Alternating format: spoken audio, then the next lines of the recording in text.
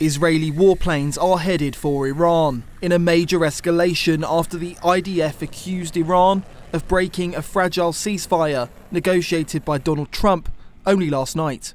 Intelligence sources now confirming that Israeli warplanes are flying currently over southwestern Syria, heading, we're told, in the direction of Iran and towards the Iranian capital, Tehran, as instructed by the Israeli Defense Minister, Israel Katz.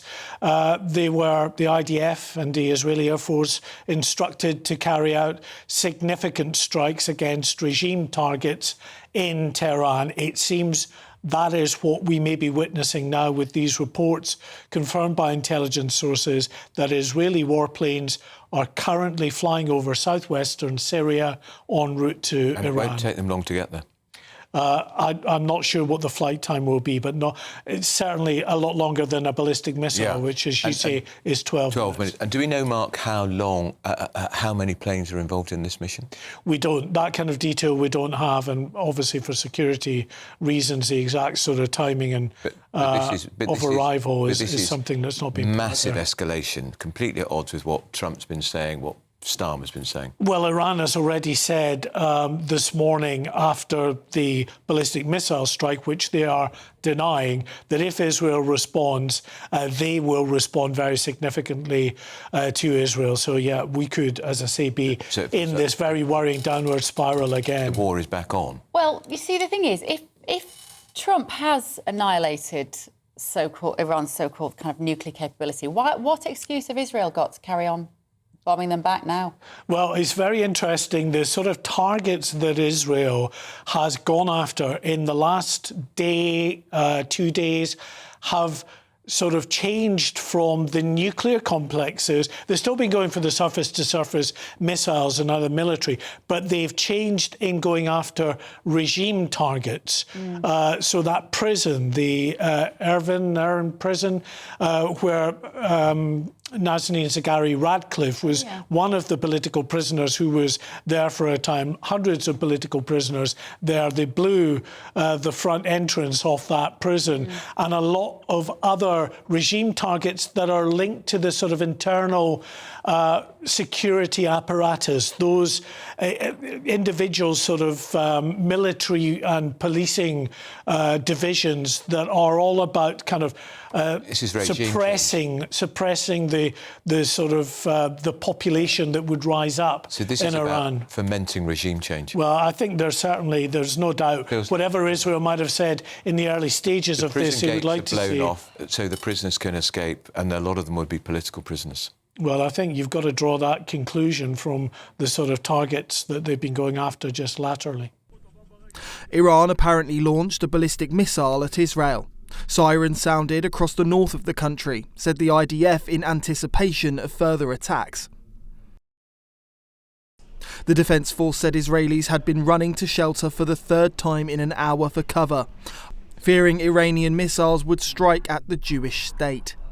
The Chief of the General Staff said, in light of the severe violation of the ceasefire carried out by the Iranian regime, we will respond with force. Professor Scott Lucas says there could be confusion around when the missiles were fired. It's barely lasted 3 hours. Does he throw his toys out of the pram, or does he get back to the negotiating table and try to persuade them again to lay down arms?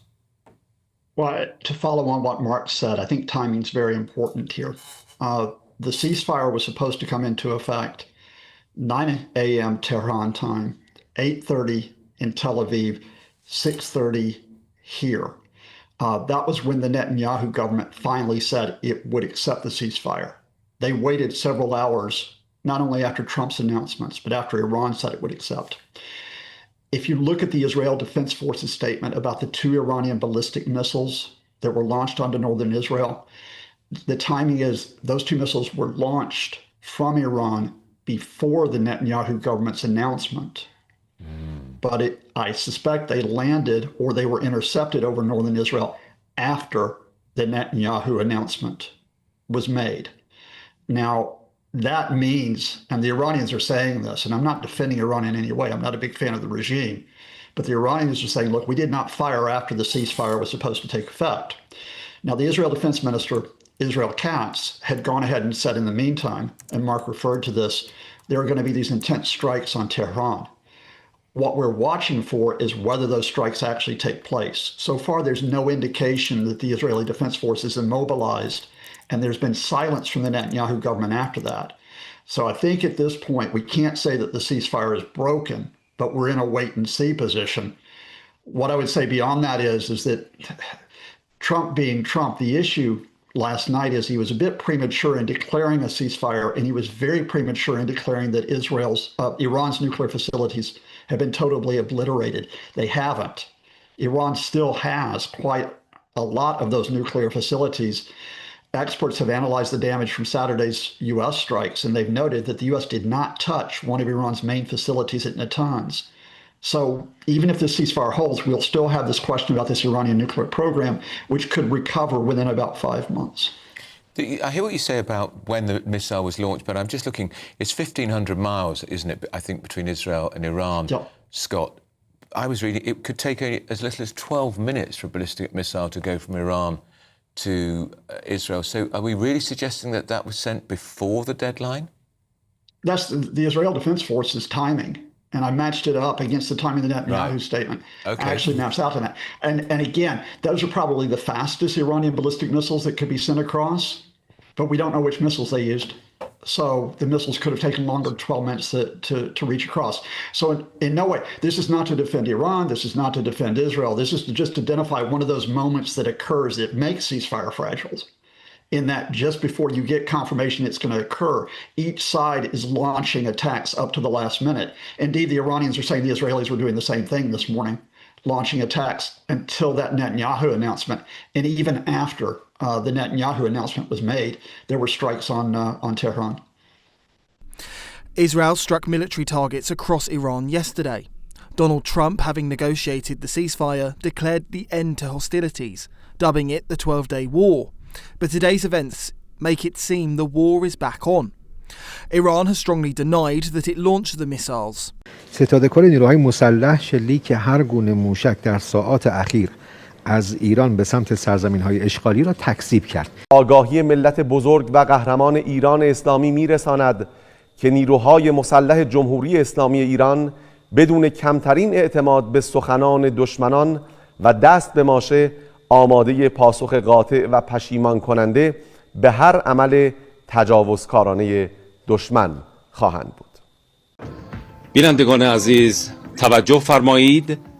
عملیات موفق موشکی سپاه در پاسخ به تجاوز آمریکا و ایستادگی و همبستگی مثال زدنی مردم عزیزمان در دفاع از سرزمین آتشبس را به دشمن تحمیل کرد. And locals in Tehran said they do not want the war.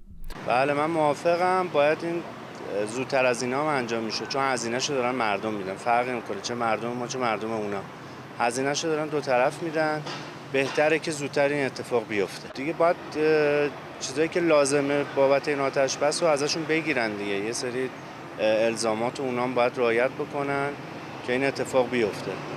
من موافقم، دلیلش هم به خاطر اینکه 12 شب نخوابیدم. بعد دیگه بعد 12 روز امروز در اومدم بیرون، دیدم آتش بسته، گفتم پیاده روی و اینا. بعد اینکه آرامش باشه چرا مخالف باشه. But Westerners in Israel have decided it's time to get out. The French are evacuating their nationals too.